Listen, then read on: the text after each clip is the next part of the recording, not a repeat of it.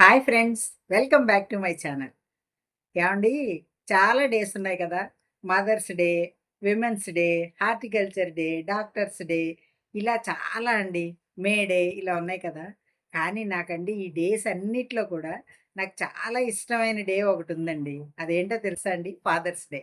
ఎందుకు అంటే నాకు మా నాన్నగారంటే చాలా చాలా ఇష్టం అండి. ఎంత ఇష్టం అంటే చెప్పలేననమాట. అసలు ఓహ్! మా నాన్నగారని కాదండి. ఆయన నాకు ఒక ఫ్రెండు, ఒక గైడు, ఒక ఫిలాసఫరు, ఒక టీచరు అన్నీ మా నాన్నగారేనండి. అయితే మా నాన్నగారు ఫారెస్ట్ రేంజ్ ఆఫీసర్‌గా చేశారండి. అయితే నాకు ముగ్గురు అన్నయ్యలు, ఇద్దరు అక్కలండి. కానీ వాళ్ళు పెద్దవాళ్ళయిపోయారనమాట. అంటే వాళ్ళ చిన్నప్పుడు మా నాన్నగారు జాబ్‌లో ఉన్నారు. అసలు పులిలా ఉండేవారటండి. డ్రెస్ చేంజ్ చేసుకునే వరకు మా నాన్నగారితో ఎవరైనా మాట్లాడాలంటే కూడా భయపడేవారటండి. ఏవండీ ఈరోజు మా నాన్నగారి గురించి చెప్తానండి నేను.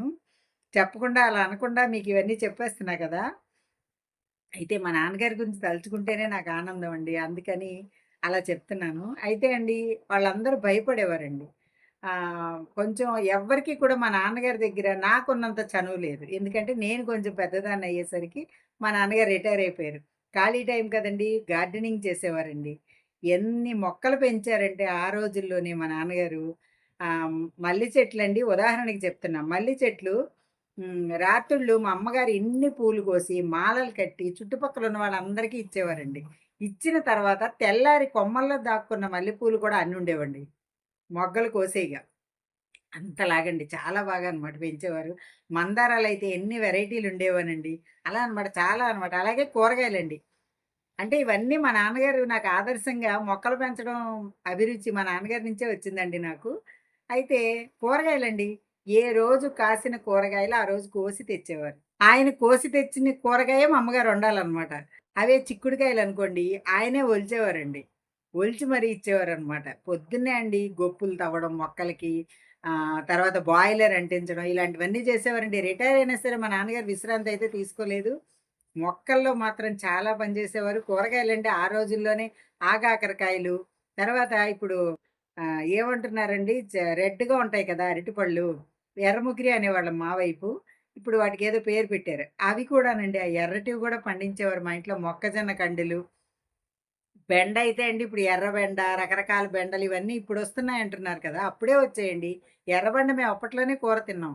మా నాన్నగారికి ఏ కూర తినాలనిపిస్తే ఆ కూరగాయలు కోసేవారండి. అంటే ఉదాహరణ చెప్తున్నాను చాలా మొక్కలండి. కూరగాయలు, ఆకుకూరలు, ప పువ్వులు అన్ని రకాలు పండించేవారండి. గోరింటాకు కూడా అండి. ఎప్పుడు ఆకు కొంచెం వచ్చేస్తే చాలు మా నాన్నగారు, "అమ్మ గోరింటాకు పెట్టుకోవా" అనేవారండి. వెంటనే ఆకు కోసేసి పెట్టేసుకునేదాన్ని. ఎర్రగా పండేదండి. అలా అనమాట. అన్నీ అంటే అంత శ్రమజీవండి మా నాన్నగారు. తర్వాతండి రిటైర్ అయిపోయినా కూడా ఆయన ఖాళీగా కూర్చోకుండా స్టీల్ ప్లాంట్‌లో జాబ్ ఉంటే ఒక 1 ఇయర్ చేశారండి. అలా అనమాట. అంటే కష్టపడే తత్వం అనమాట ఆయనది. చిన్నప్పటి నుంచి కష్టపడే పెరిగారు. అలాగేనండి ఆయన జాబ్ కూడా మంచి పులిలా చేశారు. ఎంతోమందికి జాబ్స్ ఇప్పించారు. అయితే ఎక్కువ సంపాదించలేదండి మా నాన్నగారు. ఆయన పేరు ప్రఖ్యాతులు సంపాదించుకున్నారు కానీ ఆస్తులైతే సంపాదించలేకపోయారు. అలాగేనండి నా పెళ్ళైన తర్వాత 11 ఏళ్ళకి మళ్ళీ నేను మా ఊరు చోడవరం వెళ్ళాను. వెళ్తే అండి రేంజ్‌డి గారి అమ్మాయి, రేంజ్‌డి గారి అమ్మాయి అని ఆయన పేరైతే ఎక్కడికి పోలేదండి. అలాగే మొన్నెళ్ళానండి ఈ మధ్య. అంటే పెళ్ళైన 34 ఏళ్ళకి కూడా మొన్న ఈ మధ్య నేను చోడవరం వెళ్ళాను. వీడియోలు కూడా పెట్టా గదా! అప్పుడు కూడా రేంజ్‌డి గారి అమ్మాయి అంటే పలకరించిన వాళ్ళున్నారండి. కాకపోతే అప్పుడు అంతమంది లేరు. కానీ తగ్గారంటే పెద్దవాళ్ళందరూ ఉండరు కదండీ! అయితే ఆ ఉన్నవాళ్ళు కూడా రేంజ్‌డి గారి అమ్మాయి అని పలకరిస్తే నాకు ఎంత గర్వంగా అనిపించిందో తెలుసా అండి? మా నాన్నగారిని తలుచుకుని. అలాగేనండి చిన్నప్పుడు మా నాన్నగారు చదువు విషయంలో కూడా ఆయనే శ్రద్ధ తీసుకునేవారండి. నేను ఒక్క ట్యూషన్ కూడా చదవలేదు. చదవకుండానే నేను 10థ్ ఫస్ట్ క్లాస్‌లో పాసయ్యాను అంటే, గర్ల్స్ హై స్కూల్‌కి సెకండొచ్చానండి. మా ఫ్రెండ్ పద్మ అని చెప్తా గదా! తను ఫస్ట్, నేను సెకండ్ అండి. అలా వచ్చాను అంటే దానికి కారణం మా నాన్నగారేనండి. పరీక్షల్లో కూడా ఎక్కువ టెన్షన్ ఫీల్ అవ్వద్దు అని చెప్పేవారు. అలాగే టెక్స్ట్ బుక్ చదవమనేవారండి. ఎప్పుడు కూడా గైడ్ అనేది నాకు అలవాటు లేదండి. టెక్స్ట్ చదవమనేవారనమాట. టెక్స్ట్‌లోనే అన్నీ చదివించేవారు.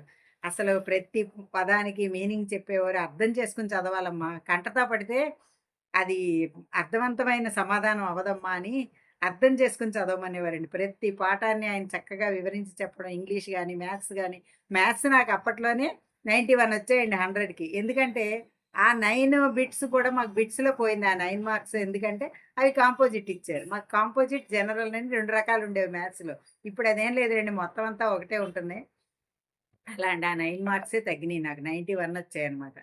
అలా అండి అప్పట్లోనే అంత బాగా చదివించి, ఒక టీచర్‌గా ఆయన అలాగేనండి చదువులో అలా ఉండేవారు. పొద్దున్నే అండి 6కి మా నాన్నగారు రేడియో పెట్టేసేవారండి. సుప్రభాతాలు ఏ దేవుడికి సంబంధించినవి వచ్చేవి. అవి పెట్టి లేపేసేవారండి. 6 తర్వాత సూర్యోదయం తర్వాత మనం మంచం మీద ఉండకూడదమ్మా. 6 తర్వాత లేస్తే ఊరి బద్ధకాలన్నీ వచ్చి మన మీద పడతాయి. రోజంతా బద్ధకంగా ఉంటుందని చెప్పేవారండి.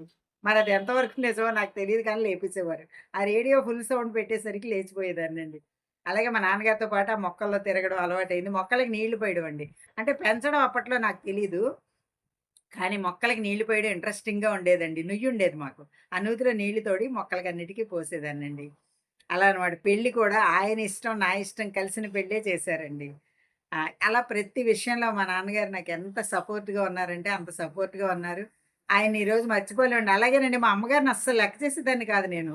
లెక్క చేయడం అంటే పెద్దగా పట్టించుకునేదాన్ని కాదండి. ప్రతి విషయం స్కూల్‌లో జరిగినా, ఏది జరిగినా, ఫ్రెండ్స్ మధ్యలో అయినా ప్రతి విషయం తీసుకొచ్చి మా నాన్నగారికి చెప్పేదాన్ని. అలాగేనండి ఫ్రెండ్స్ ఇళ్ళకి కూడా ఎక్కువ మంది ఇళ్ళకి పంపించేవారు కాదు. అందరూ ఇక్కడికే వచ్చి ఆడుకోవాలి అనేవారు. ఎప్పుడైనా నేనెళ్తే ఎక్కువ మా ఫ్రెండ్ పద్మ ఇంటికి, లక్ష్మి ఇంటికి వెళ్ళేదాన్ని. అలా వెళ్తే అండి టైం పెట్టేవారండి. ఆ టైం కల్లా ఇంటికొచ్చేయాలండి. రాకపోతే మా ఇంటి ముందు ఒక ఉట్టి వేలాడుతూ ఉండేది. గుమ్మడికాయ కట్టేది. అది ఖాళీగా ఉంటే దాన్ని పట్టుకొని నించునేవారండి. మా నాన్నగారు అక్కడ నించుంటే నాకు దడనమాట. అంటే టైం అయిపోయే లోపు రాలేకపోయానండి. సాధ్యమైనంత వరకు వచ్చేసేదానండి. ఒక్క 5 నిమిషాలు తేడా వచ్చేదేమో గాని వచ్చేసేదాన్ని. అలా అండి. అసలు ఎంత బాగా చూసుకున్నారంటే ఆయన్ని చాలా మిస్ అవుతున్నానండి ఈరోజు నేను. అలాగేనండి మా నాన్నగారు నా పెళ్ళైనాకే చనిపోయారు. చనిపోయినప్పుడు లాస్ట్‌లో వైజాగ్ ఎళ్లారండి. మా అన్నయ్యలు అక్కడ చూపిస్తానని తీసుకెళ్లారు. వైజాగ్‌లోనే చనిపోయారు. నాన్నగారు చనిపోవడం గూడా నాకు తెలీదు. మా ఇంటి ముందు షామియానా వేయించి మా అత్తగారు నన్ను తీసుకెళ్లారండి. తీసుకెళ్తే, "ఏంటండి షామియానా ఎసారంటే, నాన్నగారు వైద్యం చేయించుకొని వస్తున్నారు కదమ్మా! అందుకని ఇలా షామియానా ఎసారు. అందరూ వచ్చి చూస్తారని ఎసారు" అన్నారు. అప్పటికి కూడా నాకు అర్థం కాలేదండి. నాన్నగారు చనిపోయారు అనే విషయం మాత్రం నాకు అర్థం కాలేదు గానీ, మనసులో ఏదో దిగులు, ఏదో బాధ ఉండేదండి. అయితే తర్వాత నాన్నగారిని తీసుకొచ్చి కారులో దింపుతూ ఉంటే ఇక అంతేనండి. నేను స్పృహ తప్పి పడిపోయాను. ఆ తర్వాత ఏం జరిగిందో కూడా తెలీదండి నాకు. నాన్నగారిని తీసుకెళ్ళడం తెలీదు. ఏమీ తెలీదండి. ఇప్పటికి కూడా మా నాన్నగారు వైజాగ్ ఎళ్లారు అనే ధ్యాసలో నేను చాన్నాళ్ళు బ్రతికానండి. ఆ తర్వాత చాన్నాళ్ళనమాట అన్నయ్యలు తీసుకెళ్లారు. నాన్నగారు వైజాగ్ ఎళ్లారు. అంటే అలాంటి భ్రమ నాకు నేనే కల్పించుకొని బతికేసానండి. చనిపోయారని తెలుసు. తెలియనంత ఇదేం కాదండి. ఆహ్, అలా అనమాట. అలా బ్రతికేసానండి. కానీ ఇప్పటికి మా నాన్నగారి జ్ఞాపకాలైతే నాతోనే ఉన్నాయి. నాతోనే ఉంటున్నాయి కూడా. ఆయనైతే మర్చిపోయే వ్యక్తి అయితే కాదండి. నాకంటే చాలా ఇష్టం. అందుకే మా అత్తగారు కూడా అలా చెప్పారనమాట. నాన్నగారిని చూడడానికొస్తున్నారు. అందుకే షామియానా వేశారని చెప్పారు. మా నాన్నగారంటే నాకంత ఇష్టమని అందరికీ తెలుసండి. అసలు ఎంత మంచివారంటే నా పరంగా అసలు ఆయన అసలు నా పరంగా కాదండి. అసలు చాలా మందికండి. మా మామయ్య ఒకరున్నారు. మా అమ్మగారికి చిన్నాన్న కొడుకవుతారండి. ఆయన ఈ మధ్య కలిసారనమాట. కలిస్తే తను కూడా ఏం చెప్పారంటే, "అమ్మలు నేను ఈరోజు ఇలా ఉన్నానంటే మీ నాన్నగారే కారణం అమ్మ. మీ ఇంట్లో ఉండి నేను ఉద్యోగం సంపాదించుకున్నాను. మీ నాన్నగారే చూసారు నన్ను" అని చెప్తుంటే నాకెంత ఆనందం వేసిందో తెలుసా అండి. అలాంటివి చాలా సంఘటనలున్నాయండి మా నాన్నగారితో. అలా ఎంతో మందికి ఆయన మంచి చేశారు. అటువంటి మా నాన్నగారిని ఫాదర్స్ డే రోజు తలుచుకోవడం కాదండి. ఎప్పుడూ నాతో గుర్తుంటూనే ఉంటారు మా నాన్నగారు. స్కూలు నుంచి రాగానే ప్రతి విషయం మా నాన్నగారితో చెప్పేదాన్ని నేను. అంత ఇష్టమైన మా నాన్నగారు నాకు దూరం అయిపోయారు. అంటే దూరం అవ్వడం అనేది సహజమే అనుకోండి. కానీ గుర్తు చేసుకుంటే మాత్రం నాకు చాలా బాధగా ఉంటది. అలాగే సంతోషంగా ఉంటుంది. ఎందుకంటే అండి ఆయన జ్ఞాపకాలు నా మదిలో ఎప్పుడూ ఉన్నాయన్నమాట. ఇప్పటికి కూడా అండి మా చిన్నోడు ఏడిపిస్తూ ఉంటాడు. "మీ నాన్నగారు నీకేం నేర్పించారు?" అంటే, అలా అంటే నేను ఉడుక్కుంటానని వాడలా ఉడికిస్తూ ఉంటాడు. కానీ మా నాన్నగారి జ్ఞాపకాలైతే చాలా అద్భుతం అండి. నేను ఈరోజు అంటే ఒకటండి ఇంకోటి కూడా చెప్పేవారండి. అబద్ధం ఒకటి ఆడొద్దనేవారండి. ఎప్పుడు కూడా మనకి నిజమమ్మా అప్పుడు చెప్పడానికి భయమేస్తుంది. కానీ అబద్ధం అనేది మాత్రం చాలా దారుణంగా. దాన్ని కప్పిపుచ్చడానికి మనం 100 అబద్దాలాడాలి. అబద్దాలు చెప్పకూడదనేవారండి. ఎందుకంటే అండి, సెవెంత్ క్లాస్‌లో నాది తెల్లారితే సోషల్ టెక్స్ట్ అనగా, సోషల్ టెక్స్ట్ పోయింది అనే విషయం మా నాన్నగారికి అప్పటిదాకా నేను చెప్పలేదు. అప్పుడు నెత్తి మీద కర్రతో ఒక్కటి ఇలా వేశారండి.